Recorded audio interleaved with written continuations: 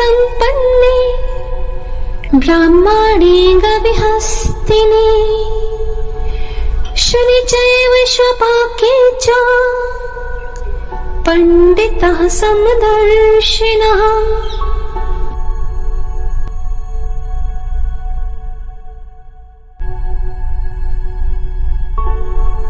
यह मच्छर है, यह हाथी है, यह चांडाल है, यह ब्राह्मण है, वह पराया है, यह मेरा है आदि के संबंध में इस प्रकार के भेदभाव कहाँ रह जाते हैं।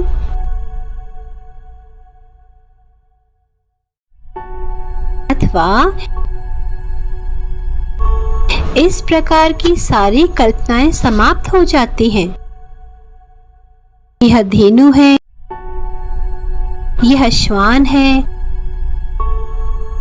यह श्रेष्ठ है, यह अधम है, क्योंकि जागृत अवस्था में हो फिर उसे स्वप्न कहाँ से दृष्टिगोचर होगा। ये सब भेद तभी दिखाई पड़ते हैं जब अहम भाव शेष बचा रहता है। जिस समय वह अहम भाव पूर्णतया समाप्त हो जाता है उस समय विषमता का कहीं पता भी नहीं चलता।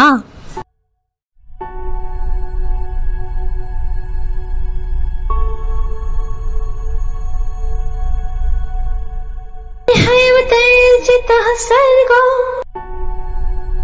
येषां साम्ये स्थितं मनः दोषं हि समं ब्रह्म तस्मात् ब्रह्माणि ते स्थितः। तुम यह अच्छी तरह से जान लो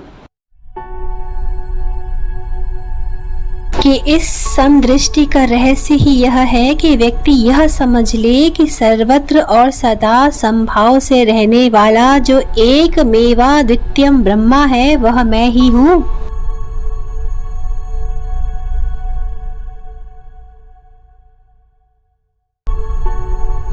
जो विषयों का संग बिना त्यागे हुए और इंद्रियों का दमन किए बिना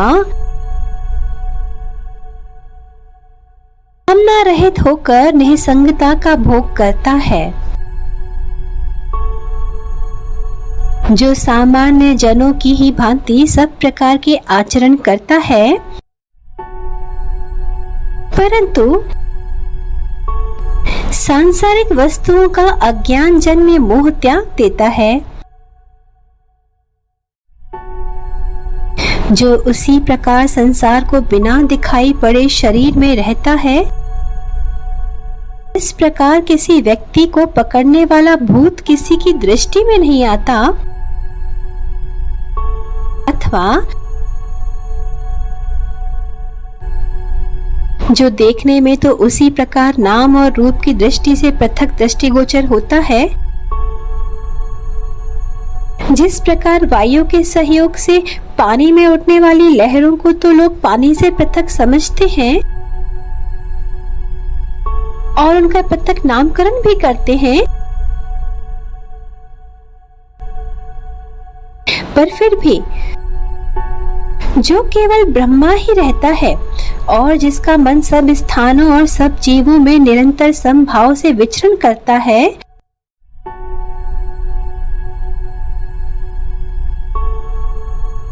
और इस प्रकार जो समदृष्टि हो जाता है उस व्यक्ति का एक विशिष्ट लक्षण भी होता है। हे अर्जुन,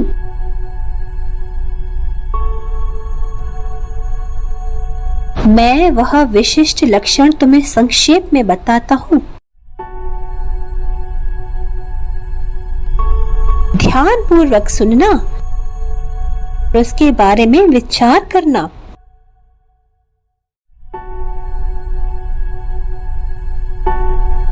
न प्रहर्षेत् प्रियं प्राप्य नोद्विजेत् चेत् प्राप्य च प्रियम् निर्बुद्धिः सम्मूढो ब्रह्मविद् ब्रह्माणि स्थितः।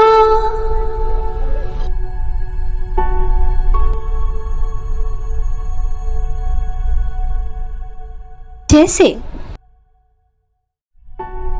मेघ जल की बाढ़ से गिरिराज नहीं डगमगाता, ऐसे ही शुभ और अशुभ की उपलब्धि होने से योगी में भी कभी कोई विकृति नहीं आती। जो व्यक्ति इस प्रकार का हो उसी को तत्वतः समदृष्टि वाला जानना चाहिए।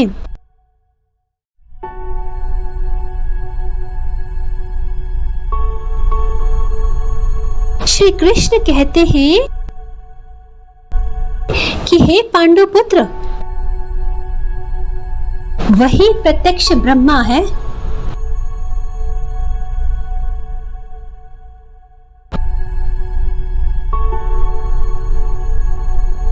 बाह्यस्पर्शेषु सक्तात्मा विन्दत्यात्मनि यत् सुखम्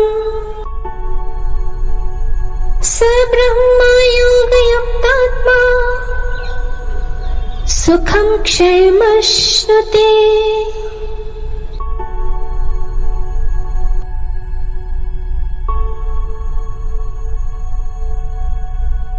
जो मनुष्य कभी आत्म स्वरूप को त्याग कर इंद्रियों के अधीन नहीं होता,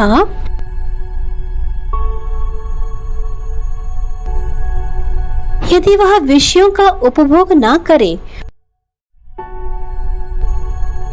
तो इसमें आश्चर्य ही क्या है।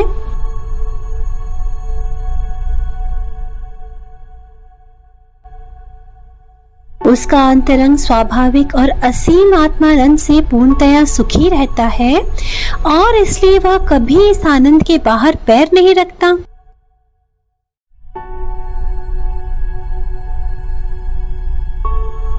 भला जिस चक्रवाक ने कुमुद दलों के पत्तल में चंद्र किरणों का दिव्य भोजन किया हो,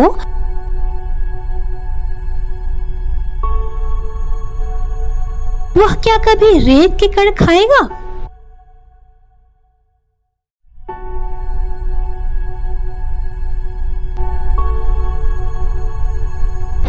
वैसे ही जिसे आत्म सुख प्राप्त हो जाए और जो ब्रह्म स्वरूप हो जाए, उसके विषय में यह बताने की कोई जरूरत ही नहीं है कि विषयों से उसका स्वतः ही पिंड छूट गया।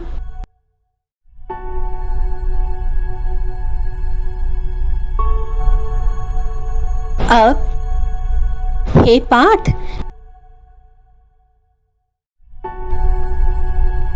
जरा इस बात का भी ठीक तरह से विचार करके देखो कि इन विषय सुखों के जाल में कौन फंसता है।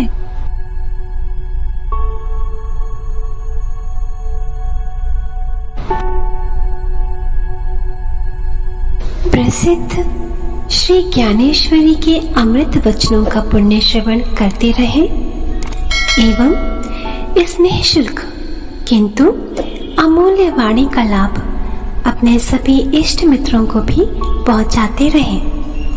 श्री हरि।